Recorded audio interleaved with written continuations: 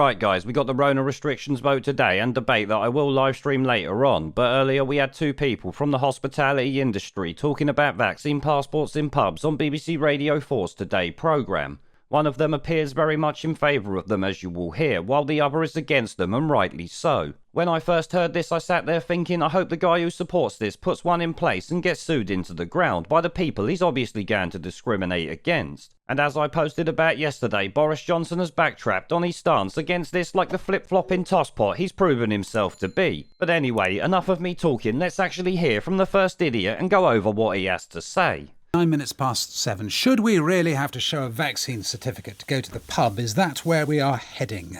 Individual publicans can decide, according to the Prime Minister. So, well, what are they likely to do? Perhaps the answer is going to lie in the kind of establishment that we are talking about. In a moment, we will hear from the chief executive of a big pub chain. But first to Peter Marks, who's the chief executive of the Deltic Group, which is the largest nightclub operator in the UK. Morning to you.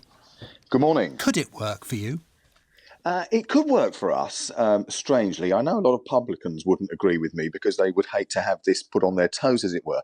But for us, our demographic would probably accept it. It's a young customer base for us.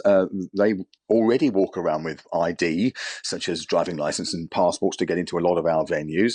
And I don't think they'd have a problem with it. I'd have one other problem, though, and that is that isn't this going to stick another 6 to 8 weeks on before we get chance to open? But I think it's a market forces thing, to be honest. I mean, the obvious benefit for you is that once you get people inside, they can be close together. And that really, in your line of work, is quite important, isn't it?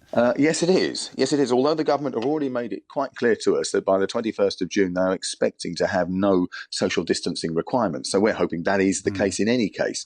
But you're right. And I think it's about giving people confidence. And I know that it will be market forces. It all seems a bit strange at the moment. But I think this could sort of work for the young people venue. I just don't want the fact that we're going to be shoved back another sort of 6 or 8 weeks. How would you do? Pubs might be difficult. Yeah, well, we'll talk to a pub. We'll talk about pubs in a second. But for you, how would it work when, for instance, you had people who said, "Oh, actually, I've lost my phone," or a woman who says, "I'm pregnant, so haven't been able to have the vaccine," etc., etc. There will be groups quite legitimately who haven't been vaccinated, or perhaps don't want to be vaccinated.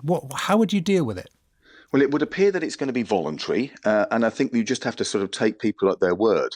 And we already have to sort of thin people out and turn people away because they've had too much to drink or because they're not behaving properly. So this sort of thing is very much in our line of work, and we just sort of give new policies and procedures out and guidance. But you say you do it voluntary, so you wouldn't be able, because what Boris Johnson seemed to be saying is it'd be up to you. So you, as the chief executive of the group, you would not think of saying you will not be allowed into any of our establishments unless you've been vaccinated. It won't be that. I don't think you can do it like that. You've got to take judgment calls locally. And of course, the other element in this is you could be charged with discrimination. We understand that there are legal issues around this, so you've got to watch it. I think it's got to be somehow down to some sort of local, for the exceptional people, as it were. It needs to be sort of local judgment.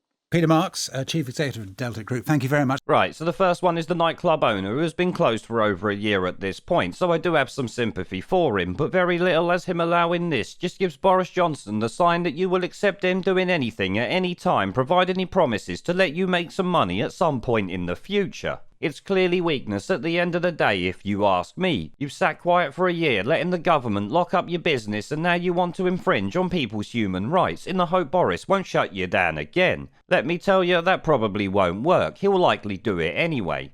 But he also seems to think that young people will be okay with this, despite the government and every scientist admitting young people are at little to no risk, so why would they accept it or even consider it at this point? And also, he is forgetting the simple fact that they reckon these vaccines don't stop transmission or infection, so what really is the point of a vaccine passport anyway? I would say there is literally none if we're going on what they have said themselves. But oh yeah, we all know the reason why really is to bring in the healthcare nanny state and precedent to bring in more of these controls on our lives.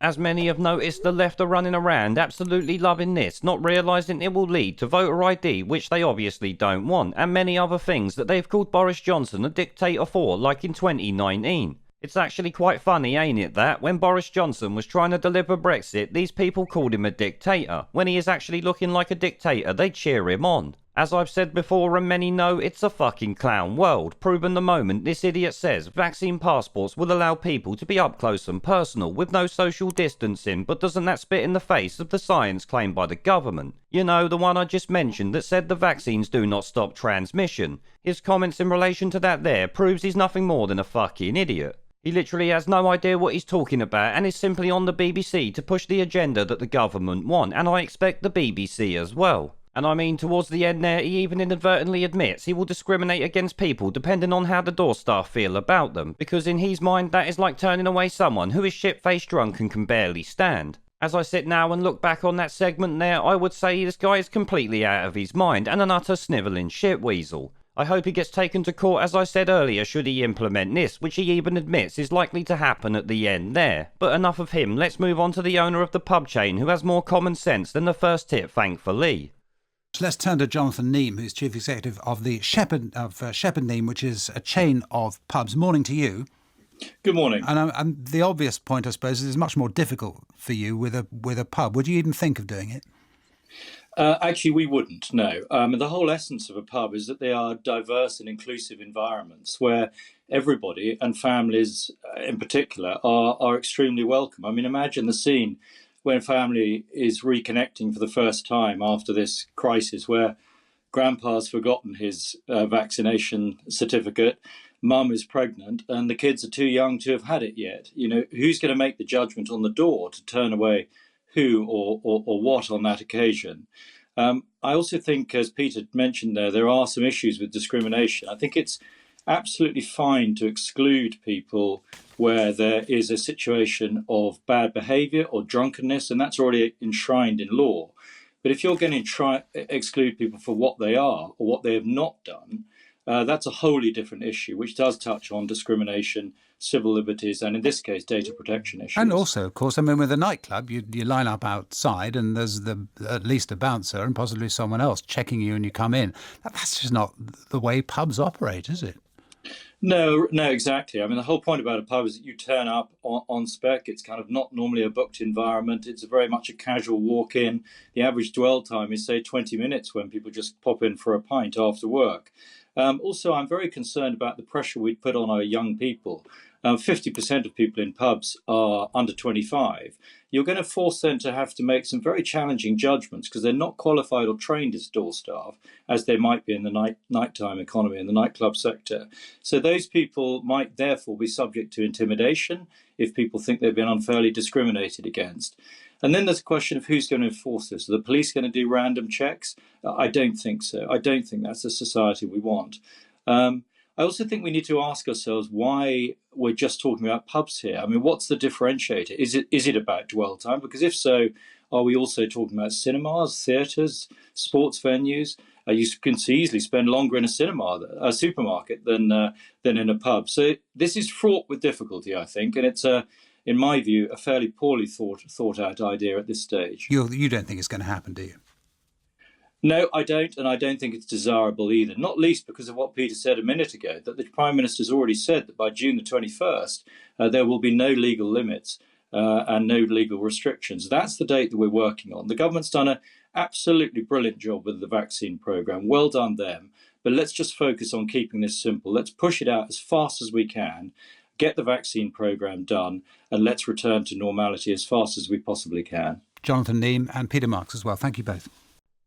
Now, I have to say, this guy, Jonathan Neame of Shepherd Neame Pub Chain, seems like he's at least got his head on straight and gives me hope for the people of this country, let me tell you. He rightly points out pubs are for everyone. The very essence of the British pub is to be a welcoming place for all to enjoy a drink, a bit of music and a good laugh with friends and family. He also knows and states instantly this will bring legal hot water that could sink most pubs, and indeed would if you ask me. But what he said certainly holds more weight because he might be worth listening to, since he started out as a lawyer before moving into the pub industry. Meaning he might actually know what he's talking about, because as I've said before, it would be easily proven discrimination not only against the pub, but also the member of staff who actually did it. Like I've said before, this is a slippery slope for anyone trying to bring it in, and rightly so. Now, he also shits on the nightclub tosspots young people will support this nonsense, saying many young people use pubs and won't accept it because why should they be forced to? In fact, I find it hard to call out much of anything he has said as wrong during that clip. He seems to be as on the money as you can expect these days, and his pubs will certainly be recommended by me.